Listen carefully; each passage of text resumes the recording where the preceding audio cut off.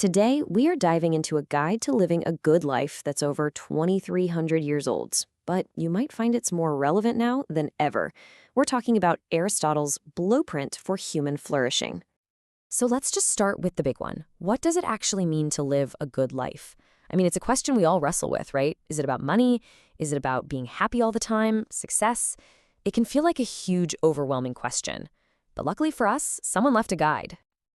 Way back, over 2,300 years ago, the Greek philosopher Aristotle decided to tackle this exact problem. His thoughts were eventually gathered into a work we now call the Nicomachean Ethics.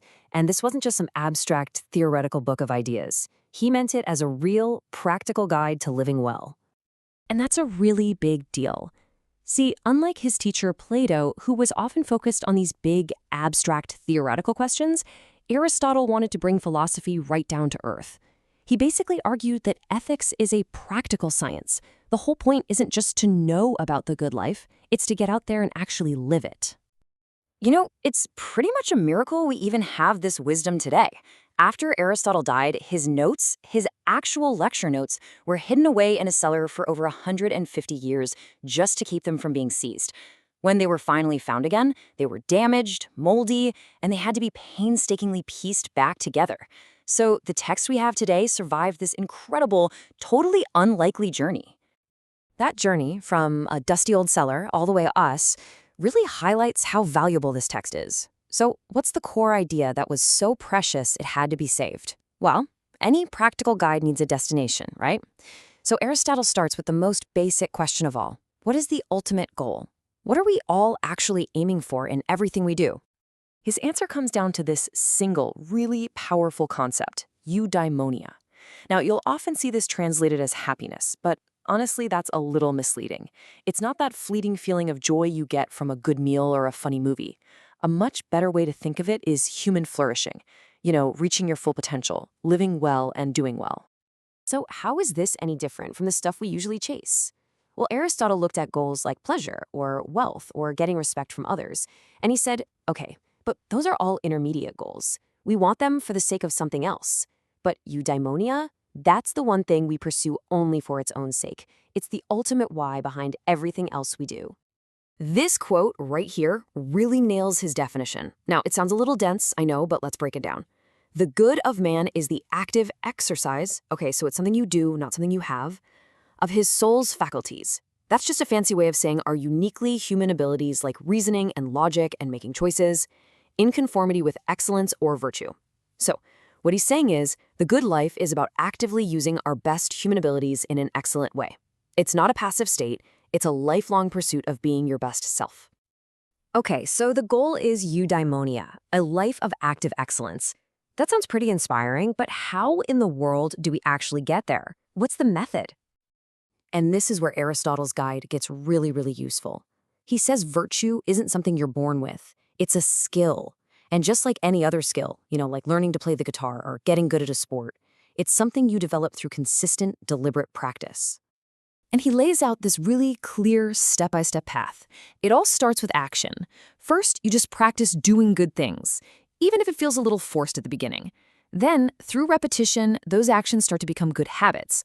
Over time, those good habits shape you. They form a stable, virtuous character, where choosing the right thing just becomes second nature. And that is the path to eudaimonia, from actions to habits to character, and finally to true flourishing. But that leaves us with a huge question, doesn't it? How do we know what the virtuous action actually is in any given situation? This is where Aristotle gives us his most famous and maybe his most powerful tool for navigating life. He calls it the golden mean. The core idea is that every single virtue is a middle ground, the perfect mean, that sits between two extremes. And these two extremes are vices. One is a vice of deficiency, which means having too little of something, and the other is a vice of excess, which means having way too much. His classic example is courage. Okay, so imagine a dangerous situation. The deficiency, or having too little, is cowardice. You're paralyzed by fear. The excess, or having too much, is rashness. You have no fear at all, and you just charge in recklessly. The virtue, courage, is that golden mean in the middle, having the right amount of fear and confidence for that specific situation. And Aristotle actually applied this idea by looking at the famous stories and heroes of his day, like the Trojan hero Hector. He pointed out that while Hector often acted bravely on the battlefield, his motivation was often a fear of being shamed or a desire for glory, not a genuine, reasoned choice to do the right thing. For Aristotle, why you act is just as important as what you do.